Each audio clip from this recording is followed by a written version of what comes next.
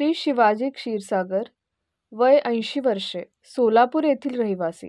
ते किडनी फेल्युअरने त्रस्त होते. त्यांना खूप अशक्तपणा, श्वास घेताना त्रास होणे, हातांना व पायांना सूज असे अनेक त्रास जाणवत होते. मी सुधीर क्षीरसागर. आमच्या वडिलांना किडनीचा इन्फेक्शन वाढलेलं होतं. 7-8-9 पर्यंत क्रिएटिन गेलं होतं.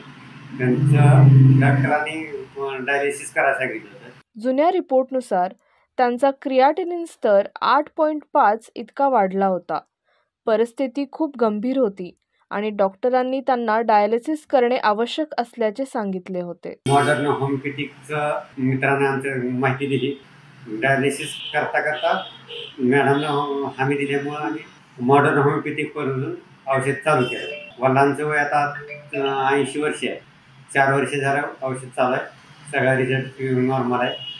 वडिलांना किडनीचं इन्फेक्शन कमी झाल्यामुळं फरक पडला. त्यामुळे डॉक्टर विजयकुमार माने यांचं खूप खूप आभार. धन्यवाद. मॉडर्न होमिओपॅथीचे उपचार सुरू केल्यानंतर त्यांच्या तब्येतीत खूप लवकर सुधारणा झाली.